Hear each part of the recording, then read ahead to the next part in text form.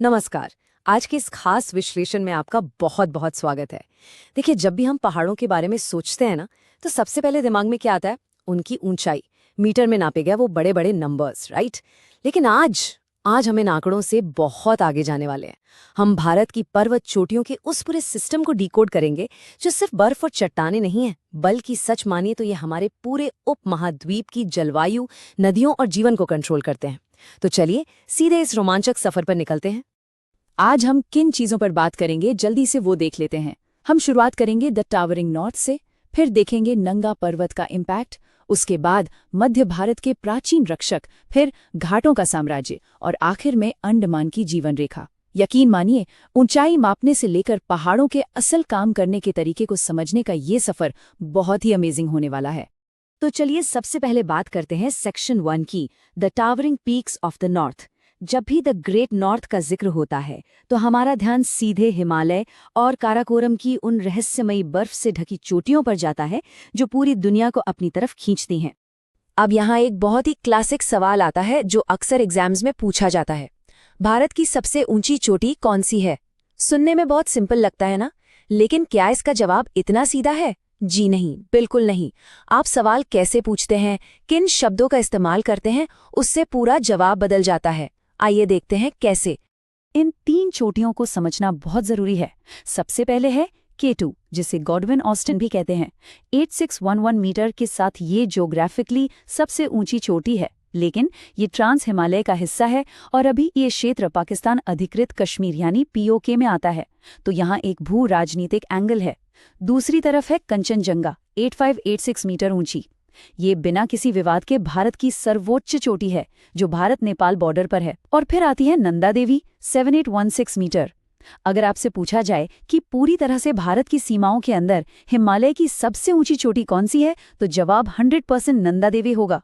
देखा आपने कैसे थोड़ी सी ज्योग्राफी और बॉर्डर्स की वजह से पूरा जवाब बदल जाता है। और सबसे कमाल की बात तो ये है कि ये पहाड़ कोई सूखी बेजान चट्टानें नहीं है। कंचनजंगा के पास पूरा का पूरा एक यूनेस्को बायोस्फीयर रिजर्व है। वहाँ अल्पाइन घास के मैदान हैं और वो रेयर स्नो लेपर्ड्स यानी हिम तेंदुओं का घर है। और तो और कंचनजंगा और नंदा देवी दोनों ही विशाल वाटर इंजन्स की तरह काम करते हैं। कंचनजंगा की ग्लेशियर से तीस्ता नदी निकलती है और नंदा देवी क्षेत्र से सरस्वती नदी। मतलब ये पहाड़ लगातार पानी बना रहे हैं और जीवन को सपोर्ट कर रहे हैं। खैर, अब हम नॉर्थ से थोड़ा आगे बढ़ते हैं, सेक्शन 2 की तरफ, द इम्पैक्ट ऑफ नंगा पर्वत। ये एक ऐसा पहाड़ है जिसका नेचर थोड़ा अग्रेसिव और काफी ड्रामेटिक है। द किलर माउंटेन, 8126 मीटर ऊंचा ये पहाड़ महान हिमालय के पश्चिमी सिरे पर है।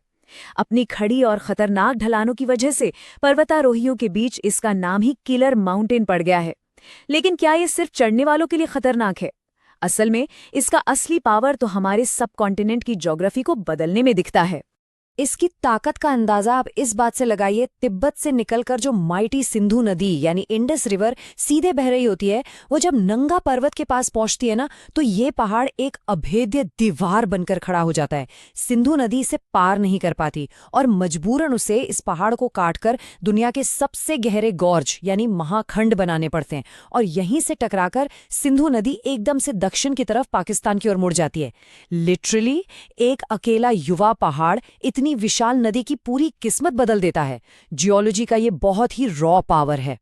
इन ऊंचे और युवा हिमालयी पहाड़ों के बाद अब आते हैं सेक्शन 3 पर, मध्य भारत के प्राचीन रक्षक। ये वो पहाड़ हैं जो हिमालय के पैदा होने से भी करोड़ों साल पहले से यहाँ डटे हुए हैं। जरा इन दोनों को कंपेयर करके देखिए। राजस्थान की अरावली रेंज में सबसे ऊंची चोटी है गुरु शिखर, जो सिर्फ 1722 मीटर ऊंची है, और मध्य प्रदेश के सतपुड़ा रेंज में है धूपगढ़, जो मात्र 1350 मीटर है। अब हिमालय के 8000 मीटर के सामने ये कुछ भी नहीं लगते, राइट? लेकिन इनकी इकोलॉजिकल सुपर पावर अनबिलीवेबल है। करोड़ों सालों से घिस चुके ये अरावली पहाड़ असल में थार रेगिस्तान को आगे बढ़ने से रोकते हैं। अब सोचिए, अगर अरावली नहीं होता तो आज हमारा हरा भरा उत्तर भारत शायद एक बंजर रेगिस्तान होता। और धूपगढ़ की बात करें तो इसके लिए हमें जल विभाजक या वाटर डिवाइड की कॉन्सेप्ट को समझना होगा। इसे आप एक घर की ढलान वाली छत की तरह मानिए। जैसे छत तय करती है कि बारिश का पानी दाईं तरफ जाएगा या बाईं तरफ, बिल्कुल वैसे ही छोटी सी धूपगढ़ चोटी एक ट्रैफिक कंट्रोलर की तरह काम करती है। ये तय करती है कि बारिश का पानी किस बेसिन में जाएगा और ताप्ती या गोदावरी नदियों को फीड करेगा। मतलब बिना खुद कोई बड़ी नदी बनाए ये पानी का पूरा मैनेजमेंट संभाल रही है। अब चलते हैं प्रायद्वीपीय भारत की ओर। हमारा section 4 empire of the southern Ghats. चलिए इन समुद्री तटों के साथ साथ चलने वाले पहाड़ों को एक्सप्लोर करते हैं। पश्चिमी घाट बेसिकली एक लगातार चलने वाली ऊंची दीवार है जो अरब सागर से आने वाले मॉनसून को सीधे अपने ऊपर रोक लेती है। इसी वजह से केरल और महाराष्ट्र में इतनी जबरदस्त बारिश होती है। यहाँ की सबसे ऊंची चोटी अनामुडी है, 2695 मीटर, जिसे दक्षिण भारत का एवरेस्ट भी कहते हैं, और ये पेरियार नदी को पानी देती है। वहीं महाराष्ट्र में 1646 मीटर ऊंची कलसुबाई चोटी है जहां से प्रवरा नदी निकलती है। ये पूरी की पूरी रेंज एक लाइफलाइन है। पश्चिमी घाट में थोड़ा और आगे चलें तो एक बहुत ही क्रिटिकल जंक्शन आता है, डोडा बेट्टा। 2637 मीटर ऊंची ये चोटी नीलगिरी में एक नॉट या गांठ की तरह है। यही वो जगह है जहां लगातार चलने वाला पश्चिमी घाट और थोड़ा कटाफटा पूर्वी घाट आकर एक दूसरे से मिलते हैं। और इस जंक्शन की अहमियत इसलिए बहुत ज्यादा है क्योंकि यहीं से भवानी और मोयार जैसी नदियां निकलकर कावेरी नदी के सिस्टम को मजबूत करती हैं। अब पूर्वी घाट की बात निकली है तो एक बड़ा ही दिलचस्प फैक्ट बताता हूँ। सालों तक हमारी किताबों में लिखा था कि महेंद्रगिरी पूर्वी घाट की सबसे ऊंची चोटी है। ऐसा क्यों? क्योंकि गोदावरी और कृष्णा नदियों ने इस इलाके को इतना काट दिया था कि पुराने तरीकों से इसे नापना बहुत मुश्किल था। ये ऐसा था जैसे किसी धुंधले लेंस से फोटो खींचना।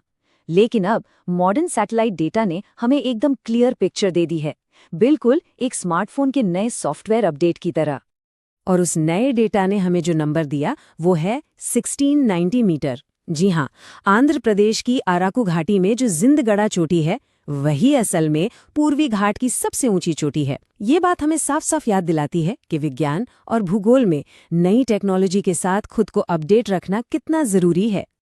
अब मेनलैंड इंडिया से थोड़ा बाहर चलते हैं, सीधे बंगाल की खाड़ी में।